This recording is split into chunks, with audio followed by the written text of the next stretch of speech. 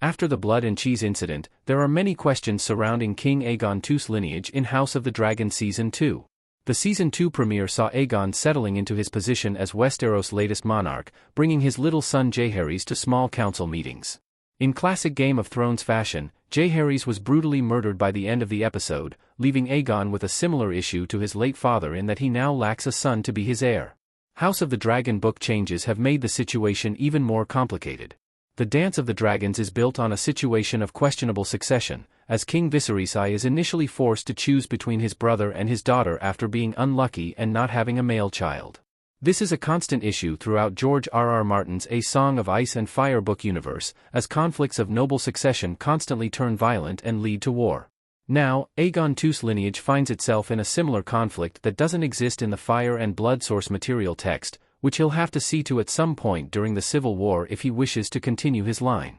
Aegon and Helaena have 2 children in House of the Dragon, but 3 in the book. Maelor Targaryen doesn't seem to exist in House of the Dragon. One of the main ways blood and cheese differs in House of the Dragon is that an entire child is taken out of the equation. In Fire and Blood, Aegon and Helaena have 3 children. In the show, they only have 2, with the younger son, Maelor, seemingly omitted from the plot unless he's just in hiding and hasn't been mentioned. Therefore, with the assassins killing little Jaehaerys, Aegon II is left without a direct lineage, presenting him with a similar conflict to his father in the previous season, as his options become his brother's or his daughter. Maelor Targaryen is Aegon's heir in the source material following Jaehaerys' death, meaning Aegon doesn't have to worry about having a new heir during the Dance of the Dragons. In the show, it's still not quite as urgent an issue for him as Helaena is still capable of giving birth, but wartime is an awful period to not have a secure line of succession. With the dance proceeding, Aegon's life is at stake, and it's strange that Episode 2 doesn't see him demonstrating any concern for the fact that, if he's killed, his male bloodline is over. Aemon Targaryen is now Aegon's heir after Jaehaerys' death. Aegon's brother, Aemon Targaryen, is next in the line of succession. Aemon Targaryen looking at someone with a smug in House of the Dragon Season 2 image via HBO. As would have been the case for Daemon with Viserys, Aemon Targaryen is now Aegon's rightful heir. This creates a fascinating parallel between the 2 sets of characters, furthering the comparisons between Aemon and Daemon. Aegon doesn't seem to have any love for his brother and likely wouldn't want to see him as king, while Aemon would surely love the opportunity to prove his worth, given his mission for validation. It will be riveting to see how the rivalry between Aegon and Aemon continues to heat up now that there's more at stake.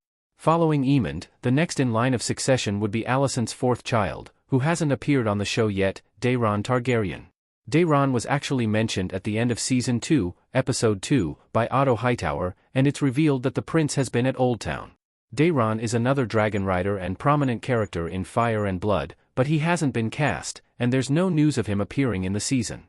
He could become an important character in Season 3 and beyond, but for now, Daeron is an off-screen heir behind Aemon. Aegon can't name Jaehaera his heir without undermining his own claim to the Iron Throne. If Jaehaera becomes Aegon's heir, that would imply Rhaenyra's claim is justified. Helaena Targaryen, Faya Sabin, holding Jaehaera in her arms, trying to protect her in House of the Dragon Season 2 Episode 1. Viserys' reign fell into controversy throughout the realm after naming Rhaenyra his heir, eventually leading to the Dance of the Dragons. As cruel and unfair as it is, Westeros isn't a society that's prepared to follow a female leader, giving Aegon the opportunity to ascend the throne in the first place. Now, if he hoped to avoid Aemon being next in the line of succession, Aegon would have to name his daughter Jaehaera as his heir, which would undermine his own claim over Rhaenyra. Aegon's entire claim to the Iron Throne is that he's the eldest son of King Viserys, despite the late monarch already naming his daughter his heir. Aegon's rule relies on Westerosi laws and tradition and provides stability throughout the realm.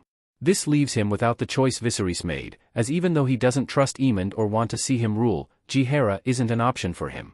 These complexities and changes to source material make House of the Dragon such an engaging show, and it'll be fun to see how it plays out.